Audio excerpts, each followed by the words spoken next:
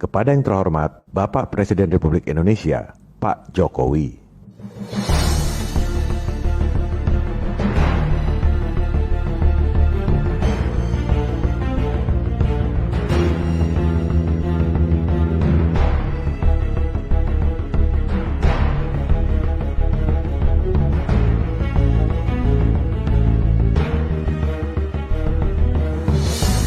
Pada laporan investigasi jurnalistik nomor 1A yang lalu, kami sudah laporkan bahwa saat ini ada sekitar 5.900 triliun rupiah uang beredar yang bukan diterbitkan oleh Bank Indonesia.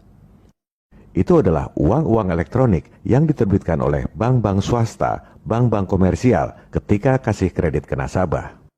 Jadi, kalau kita nyimpan uang di bank, katakan 1 juta rupiah, kita dapat kartu ATM dengan isi rekening 1 juta rupiah. Maka kita berpikir bahwa uang elektronik yang ada di ATM itu pasti ada backup uang kertasnya. Untuk rekening kita sendiri memang begitu. Kita hanya bisa belanjakan uang elektronik sejumlah uang kertas yang kita simpan. Tapi buat perekonomian, sebenarnya uang yang kita simpan itu sudah berlipat kali digandakan oleh bank lewat sistem fractional reserve yang diterapkan di Indonesia pada era Presiden Habibie melalui Undang-Undang Bank Indonesia tahun 1999. Ini adalah undang-undang produk IMF. Penggandaan uang lewat sistem fractional reserve atau giro wajib minimum ini bukan rahasia. Ini adalah informasi yang sudah umum sebenarnya. Namanya money multiplier. Ketik aja di Google. Rumus dari money multiplier alias penggandaan uang ini adalah 1 dibagi reserve ratio atau giro wajib minimum. Elit global ini pede sekali, Pak. Diumumkan terang-terangan juga mereka cuek aja. Mereka pede, biarpun ditulis, rakyat tetap aja nggak ngerti. Kalau nggak ada yang ngasih tahu. Mohon izin untuk menjelaskan, Pak.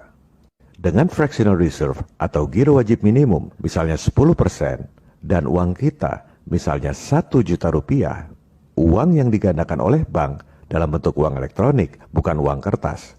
Jumlahnya 1 dibagi 10% sama dengan 10 kali. Jadi, uang kita yang 1 juta rupiah itu dengan GWM 10% sudah digandakan berkali-kali oleh bank jadi uang elektronik sebesar 10 juta rupiah. Yang ada dasar uang benerannya cuma 1 juta tadi. Yang 9 juta cuma uang elektronik atau uang giral, nggak ada uang benerannya. Dan uangnya nggak dikasih ke kita, tapi dikasih ke nasabah lain dalam bentuk utang, pinjaman, atau kredit.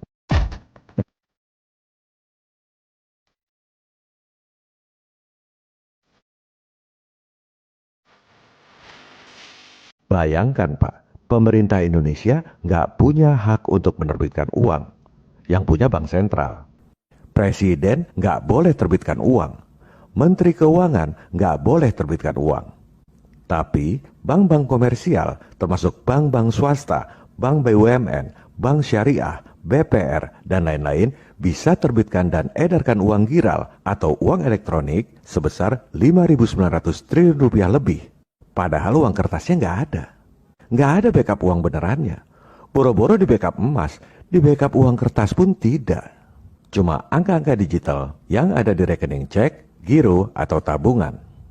Bank dapat duit dari hasil penggandaan elektronik itu dalam bentuk pembayaran bunga dari rakyat. Kalau debitur nggak bayar, disita rumahnya, disita mobilnya, disita motornya, disita aset-asetnya, jadi milik bank.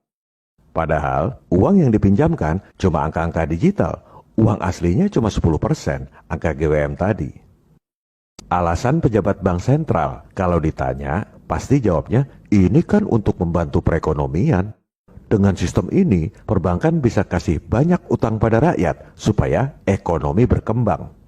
Itu adalah teori orang yang duduk di belakang meja, Pak. Keenakan duduk di Menara Gading, terima gaji gede, terima fasilitas banyak, nggak lihat praktek di lapangan. Coba kita tanya sama rakyat, gampang atau tidak dapat kredit dari bank? Pasti sulit. Harus taruh jaminan, punya penghasilan yang pasti, dan lain-lain. Masih mending pegadaian, Pak. Kita naruh aset jaminan, dapat kredit. Kalau perbankan, harus ada future income, harus ada kontrak pembeli untuk memastikan pendapatan, harus ada penjamin atau avalis. Ujung-ujungnya harus taruh jaminan juga. Bank ini jauh lebih kejam dari pegadaian. Gimana rakyat kecil bisa penuhi, Pak? Akhirnya, yang gampang dapat kredit siapa? Dia-dia juga. Yang kaya tambah kaya, yang miskin tambah sengsara. Coba kita lihat berapa jumlah kredit yang disalurkan oleh perbankan dalam negeri hasil penggandaan uang elektronik lewat sistem fractional reserve itu. Menurut Statistik Ekonomi dan Keuangan Indonesia, SEKI, yang diterbitkan oleh Bank Indonesia, video ini dibuat bulan Februari 2021. Data terakhir yang dipublikasikan adalah per November 2020. Jumlah kredit yang diberikan oleh bank-bank komersial dan PPR, outstandingnya sekitar 5.450 triliun rupiah. Siapa yang menikmati kredit 5.450 triliun rupiah itu? Apakah Anda, para pemirsa, rakyat jelata, kebagian kredit yang besar? Berapa besar dari penyaluran kredit perbankan 5.450 triliun itu yang diterima oleh Anda, para pemirsa? Yang menikmati hanya debitur-debitur kakap. Sementara rakyat kecil cuma kebagian kredit-kredit dengan bunga yang mencekik leher seperti kredit online, KTA, dan lain-lain. Kenapa bunganya begitu tinggi? Karena fasilitas kredit bank diambil oleh para calo. Dari calo ke calo, nyampe ke rakyat, bunganya sudah bengkak. Menggandakan uang secara elektronik untuk banjiri perekonomian dengan utang. Persyaratannya ketat, yang mampu penuhi dan yang menikmati adalah debitur kakap. Rakyat cuma kebagian kredit bunga tinggi akibat calo perbankan. Dan rakyat kecil menanggung inflasi akibat bank-bank komersial terbitkan uang elektronik baru ketika kasih kredit ke debitur kakap. Jadi, alasan fractional reserve untuk menolong perekonomian adalah omong kosong. Betul nggak Pak Habib? This is number one bullshit. This is number one bullshit. Lantas, apa solusinya? Rubah undang-undangnya. Undang-undang BI produk IMF yang ditandatangani oleh Presiden Habibie tahun 99. Cabut pasal tentang giro wajib minimum. Ganti sistem fractional reserve. Gantinya dengan apa?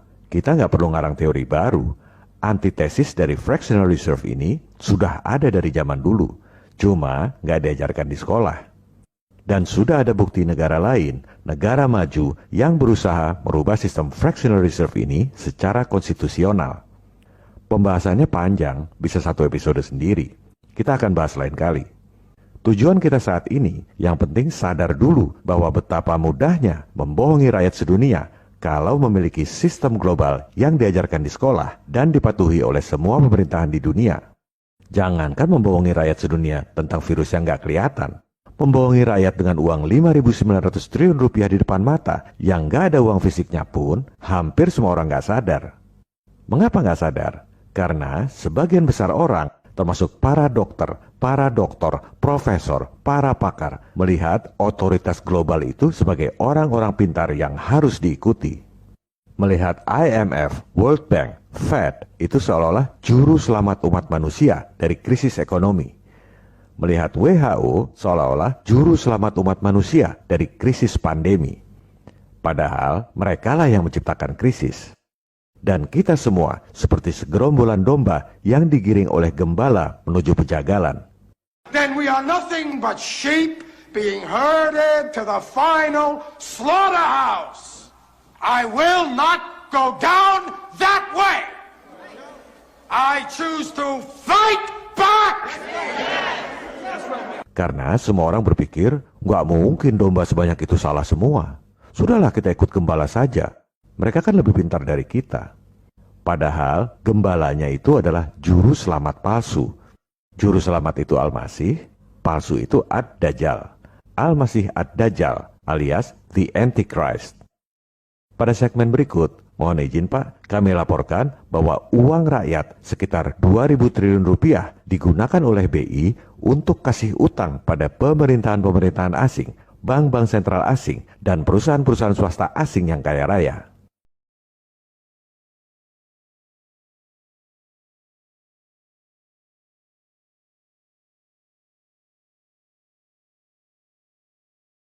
Kita lihat laporan tahunan BI periode 2019 dan 2020.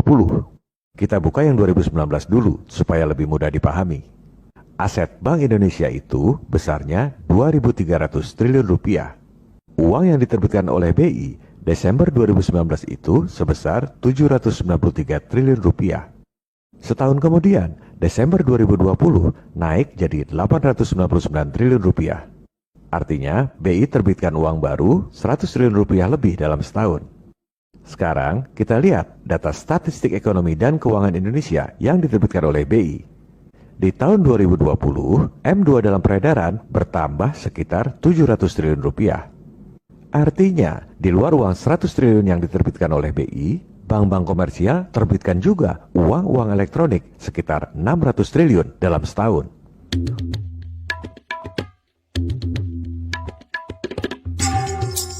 Wow, enak bener ya, bank-bank komersial dalam setahun nerbitkan uang 600 triliun rupiah tanpa modal. Modalnya cuma undang-undang yang ditandatangani oleh Presiden Habibie. Sekarang kita lihat, dari aset BI sebesar 2.300 triliun rupiah itu, komponen apa yang paling besar? Surat berharga dan tagihan dalam valuta asing sebesar 1.700 triliun rupiah. Artinya apa? Artinya, BI beli falas 1.700 triliun rupiah dan ditempatkan di luar negeri. Mari kita renungkan sebentar. Pantas nggak rakyat dibatasi beli falas supaya rupiah nggak anjlok? Sementara BI sendiri beli falas 1.700 triliun rupiah. Gimana nggak devaluasi? Boro-boro menjaga stabilitas rupiah supaya nggak anjlok. BI-nya malah beli falas 1.700 triliun. Bukan dalam sehari, ini adalah nilai outstanding. Tetap aja berlaku hukum penawaran dan permintaan. Karena ada permintaan falas secara bertahap 1.700 triliun rupiah, nilai falasnya naik, nilai rupiahnya turun. Lucunya, BI hanya terbitkan rupiah sebesar 793 triliun. Tapi BI beli falas 1.700 triliun. Bermoral atau tidak kebijakan globalis ini? Masih percaya bahwa sistem global diterapkan untuk kebaikan rakyat? Mau sistem keuangan global, sistem kesehatan global, intinya adalah merampok rakyat untuk kepentingan para elit global yang kaya raya. Harusnya jangan berita kematian COVID yang diumumkan setiap hari. Umumkan dong setiap hari berapa outstanding rupiah yang diterbitkan BI dan berapa falas yang dibeli BI.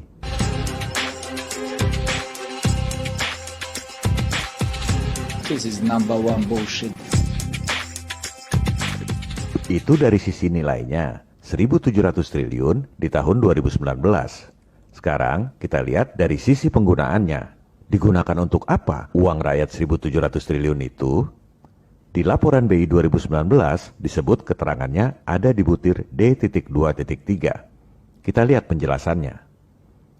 Jadi, duit rakyat itu oleh BI ditempatkan di luar negeri 369 triliun rupiah. Di mana ditempatkannya? Di bawahnya ada penjelasan. Penempatan dana luar negeri antara lain dalam bentuk deposito di IMF. Wow, luar biasa. Rakyat dibatasi nyimpen duit di luar negeri, tapi BI beli falas dan disimpan di deposito IMF. Itu artinya rakyat Indonesia mendanai elit global 369 triliun rupiah dalam bentuk deposito, portfolio manager, dan lain-lain. Padahal rakyat sudah bangkrut akibat pandemi. Salah, pandemi. Kalau bilang pandemi nanti dibredel oleh YouTube. Pandemi. Pengusaha-pengusaha restoran, toko-toko pada bangkrut. Gegara gubernur globalis menerapkan lockdown sesuai perintah Ndoro Tuan WHO. Rakyat lapar, udah nggak punya duit. Tapi duit 369 triliun oleh BI ditempatkan di deposito elit asing di luar negeri. Bermoral atau tidak kebijakan global ini? Dan ini bukan yang terbesar. Di luar yang 369 triliun itu, ada lagi duit rakyat sekitar 1.300 triliun dipakai buat beli bond alias surat utang asing. Sekolah mengajarkan kasbon itu sebagai surat berharga, seolah-olah lebih berharga dari emas. Padahal itu adalah surat utang tanpa jaminan, seperti KTA. Dan nilainya 1.300 triliun rupiah diberikan sebagai kredit tanpa agunan kepada para elit asing. Sesuai dengan kitab suci baru, pasar bebas, ekonomi modern. BI tidak menjelaskan bon-bon asing siapa saja yang dibeli dengan uang rakyat 1.300 triliun rupiah itu. Tapi, secara normal practice, kita mengetahui bahwa surat berharga yang dibeli oleh bank-bank sentral secara global adalah bond alias surat utang dari IMF, World Bank, pemerintahan asing, bank sentral asing, dan perusahaan-perusahaan elit asing.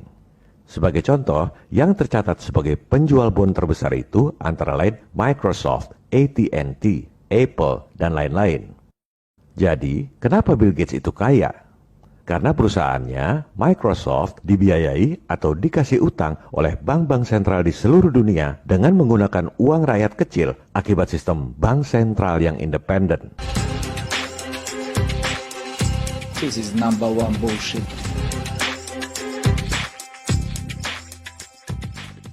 Sekali lagi, uang rakyat 1.300 triliun rupiah itu digunakan untuk kasih utang pada para elit asing, cash bond, kredit tanpa agunan. Oh, indahnya sistem global, Pak. Habis rakyat sedunia dirampok dan gak ada yang sadar. Bahkan, para pakar pun hampir semua mendukung sistem global yang zolim ini sebagai sistem yang benar karena sesuai dengan pelajaran sekolah. Sama seperti hampir semua dokter membenarkan dan mematuhi semua instruksi yang disampaikan oleh Doro Tuan WHO. Kami ini dokter, kamu rakyat gak ngerti apa-apa. Ini adalah kebijakan global, seluruh dunia juga seperti itu. Nggak ada keberanian untuk mempertanyakan.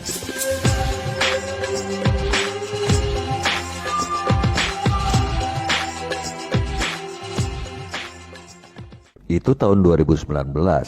Uang rakyat sekitar 1.700 triliun digunakan oleh bank sentral yang independen untuk mendanai para elit asing yang kaya raya.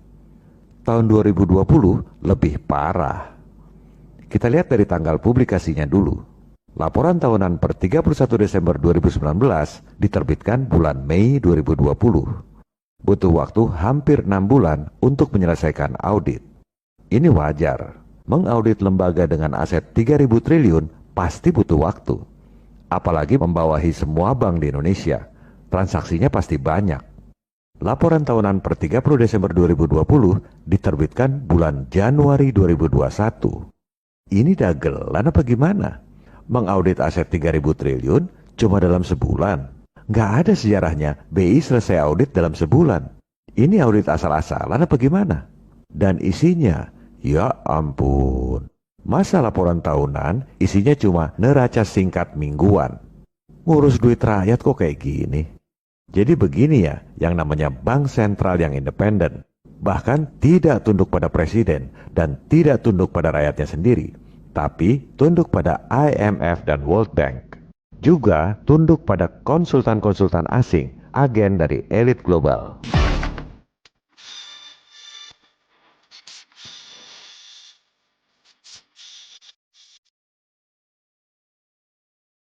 Neraca 2019 masih mendingan, masih ada butir-butir penjelasan walaupun tidak jelas. Karena nggak pernah dijelaskan uang 369 triliun itu dibelikan falas dan disimpan di mana saja. Cuma disebut IMF. Juga nggak dijelaskan sama sekali itu duit 1.308 triliun buat kasih utang asing kepada siapa aja. Tapi masih mendingan ada butir penjelasannya. Nah, di neraca 2020 malah nggak ada keterangan sama sekali. Nggak ada penjelasan itu duit dipakai apa. Cuma jumlahnya doang.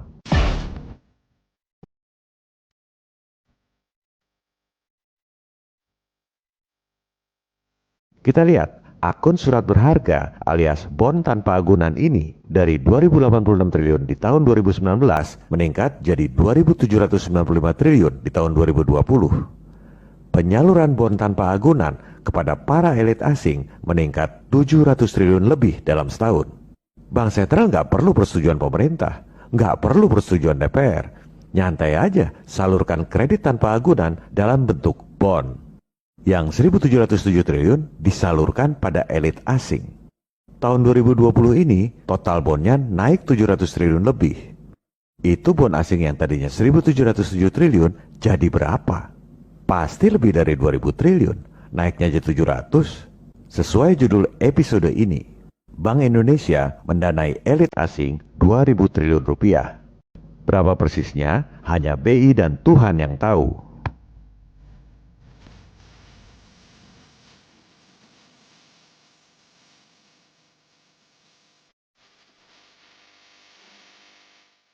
Buat para pemirsa, saya tekankan bahwa yang harus dilakukan itu bukan nanya, tapi mempertanyakan. Kalau nanya pendapat, nanya ke para pakar, nanya ke pejabat bank, ada 1001 alasan dan teori-teori sekolah untuk membenarkan sistem yang zolim ini. Makanya jangan nanya, tapi mempertanyakan. Supaya tidak dipermainkan oleh jawaban-jawaban sesuai teori di sekolah, di mana teori-teori tersebut dimasukkan dalam kurikulum oleh para globalis untuk memuluskan agenda mereka. Jadi solusinya apa? Revisi undang-undangnya. Ganti pejabat-pejabat yang pro-nekolim globalis.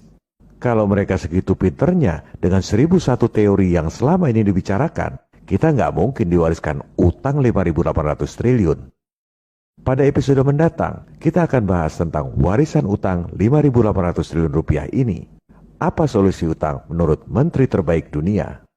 Kita akan jelaskan bagaimana para serigala Wall Street kasih utang ribuan triliun pada Indonesia dengan modal dengkul. Dan rakyat disuruh bayar utang-utang itu 7 turunan pun gak akan lunas. Juga kami akan sampaikan bahwa kita bisa bayar utang luar negeri 5.800 triliun itu dalam sehari. Tak perlu ngarang teori baru. Ini berdasarkan praktek di lapangan. Memang cara ini yang mereka lakukan selama ini. Secara teknis, ini pasti berhasil.